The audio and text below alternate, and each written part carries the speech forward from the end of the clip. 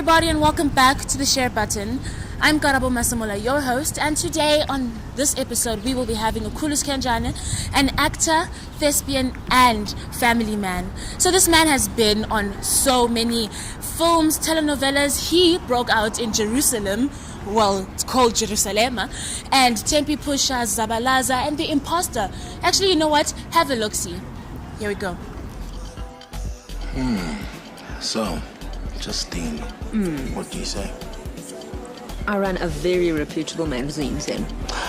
And who better to restore my name in fashion and build my brand? So we're here right now with Khulu Skenjana.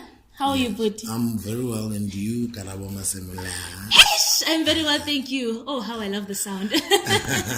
All right, so Buti, we have seen you on our screens. We've seen you in cinemas. We've seen you on stages. We've been seeing you doing your thing, doing your craft, doing the most. Right. But I'm just wondering, when did you start with television in particular? Because as you know, Lana is on my camera sets and everything. Right. Yeah. So the first thing I did with television was actually a television commercial. TV commercials, yes. It was infomercials. It was an insurance infomercial and a number of TV commercials. In fact, funny enough, when I finally started acting, when I got my second agent. Yes. When was this? This was about 2005. 2005. 2005. Oh, that's some time ago. Yeah.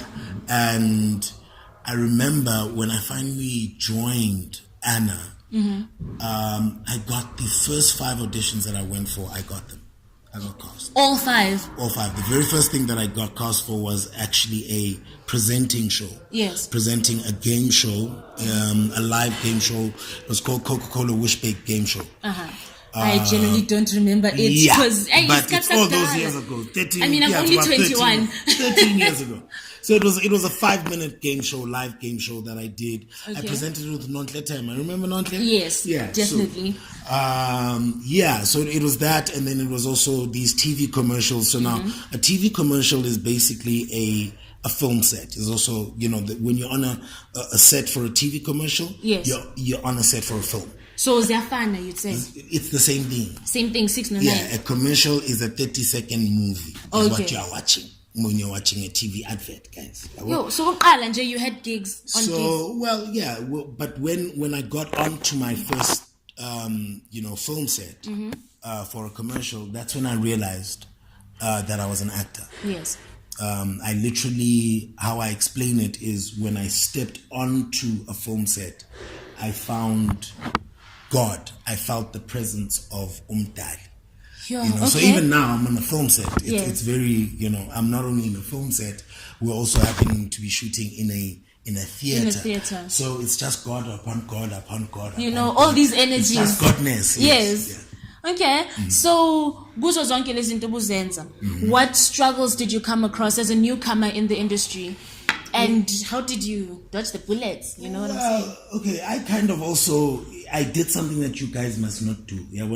Don't drop out of your training. Don't drop out of school. Don't make things harder than they have to be for yourself. But so I did those things, and then I then tried to follow my passion. Yes. To go after the arts, and I thought that using people that I know, connections, friends who are in the industry. I tried to do things because, I grew up, knowing a few people who are, in the industry who got in way before I did. Yes. And a lot of them, in fact, if not everybody, turned around and said, I was fagela. I got that energy. People went, no, dude, nobody's going to fire you. So then I kind of did that. I pushed and I pushed in my, the best way I felt I could. Yes. And here you are. And here I am today. Yes. And when I met my first agent or my second agent, because I got an agent first thing out of high school, I got an agent. It didn't work out. it didn't work out. It was high school. His card was Well, first year out of high school. Okay. First year out of high school. I got myself an agent, went to these auditions where nifigani 150, 100, yeah. It's called the Cattle Call. And it just wasn't working for me. And I think I got cast to be an extra on a TV commercial, which I didn't enjoy. You didn't enjoy the entire experience? Yeah, being an extra is rough, dude. Yeah. And especially the way extras get treated, it's worse now. And then also I think the commercial I shot, I had to be in the sun. We had to be out in the sun. We were shooting like a commercial. We had to shoot like, I think it was a commercial for a cricket commercial or something. So you are part of the crowd, and you are just told, okay, go, cheer now, it's happening, and the thing is not happening. Yeah, but so you you're have to acting, cheer. you have to cheer. There's no umbrella for you or going into, and then the guys who are the leads, who are, the main steering. In the shade. Umbrella for lemonade. I'm like, this is not my life. This is not my life. Yeah. So then I walked away and went and did corporate and did this and did that. Yeah. But then funny enough, about 5-6 years later, through my girlfriend at the time, I meet my next agent who says, I like your smile. You need to join my agency. Okay, wait. You got the spot in the agency because of your smile? Apparently. I love it. Okay. So yes, Yeah. this one literally, Anna Carilla Atherfold is late now, and she literally met me and said, "I like your smile. You should join my agency." It took me a year to actually follow up and follow through on that offer. Yes. And when I did the first 5 auditions that she sent me for, I literally got. But here's the interesting thing: the very first audition she sent me for, she calls me and says, "Dude, I've got a brief here for an audition, and I want to send you for it. It's a big thing. It's a presenting job. Yes. It will put you out there. Yeah, it'll put you out there. It's a nice gig. But here's the problem I have. I actually don't know what you can do." So when I know I said to you, I like your smile, but I actually don't know what you can do. So I'm going to need you to come to my offices and audition for me. Get on tape for me.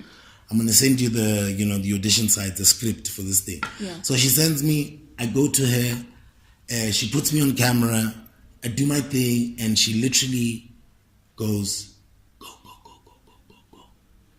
After I read. Yeah. Go, hamba, night address. And I went, and then I get there and I do my thing, and then she calls me and she says, "How did it go?" And I go, "Look, dude, I don't know, I don't want to get ahead of myself, but I think I got it." And she's like, "Why?" I'm like, "Because just the reaction I got, and just how I felt doing the damn thing." And she's like, "Okay, don't get ahead of yourself. I'll speak to these people in Makala." And I got it. So, okay. And then the next audition that she sends me for, which now we're not presenting to be in commercials, an advert. She sends me for those, I get that. And I get the next one. And I get the next one. But then that presenting gig, So, and the rest is history, as they say. Yes. Okay, so a very big part of you, as we've seen on social media and on some of the interviews that we've watched of you, is that you're a family man, right? So I'm just wondering, how did being a family man influence you? How did it affect you, rather? How did it affect your craft, if it did? Well, being a family man affected my craft in that in meeting my wife here, I feel the hlangane nontanga. Yeah, I met my peer, my equal, my in this game, in this thing, in the craft. So, my size, literally. My size. Okay. I met my size when it comes to this acting thing, to the craft, to the love of it, to the just Mona's lovely. Mona Skenjana, guys, check her out. She is God. Yes. So that basically made me now really have to, I feel like up my game or step up. Yeah. So she was like, she kept you on your toes, basically. She keeps you on your toes. She keeps me on my toes. Yeah. She made me. I was also very whatever, man, about my work. Okay. I really was, because as much as I've said to you guys, told you about how I started, it seems like it was just a dream start and it was easy. Yeah. And everything, I mean, that's how it looks. That's what we see on our screens. Like the red carpet was laid out for me. No, that is not the case. Yeah. I've really had some tough times and it hasn't been so easy. And also, I then also had for the longest time, my attitude was, whatever. I'm talented, so what? Literally, I'm talented, so what? Then I meet her, and then we become parents. It's literally made me now be less compromising when it comes to my craft, when it comes to my business. Yeah. Because, I really take myself so much more seriously now. I take myself as a business. Sama Mickey Mouse na Popeye says Pili. Yeah, so we business, we brand, manje. Aksana Popeye. No more Popeye. About my hooters, yeah. Ah, no, that is lovely. Yeah. So as you know, Mr. Skenjana, this is a show that is aimed at youth development, right? So I just want to know, what would you like to say to the youth, judging with, the current state that our country is in right now? What would you like to say to our youth? Guys, knowledge of self, which doesn't come easy. Knowledge of self, of who you are as an African, is not going to come from your mainstream, TV series, your mainstream education that we are being given, eskoleni, whether you're in a private school, a Model C school, government school, skolo sasekasi, even worse. Yeah. Your knowledge of self, who you are, your true potential, and the knowledge of what all of this is. Yeah. Is not going to come is not going to be given to you on a plate. So, knowledge of self. And then ngicela nizithande.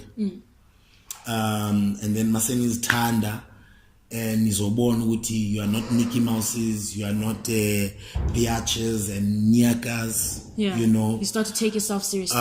You are young, small gods and goddesses, and not these Popeyes that we are being told and made to look like, and that we are playing along to as well. Yeah. We also have a big responsibility to Njengba Ushilo, the situation that we find ourselves in as a people. Yes. We also play into it. Yeah. So let's stop it. Okay, you're not Popeyes. Take yourself seriously. Come on now. That is basically what this man is saying. Come on now.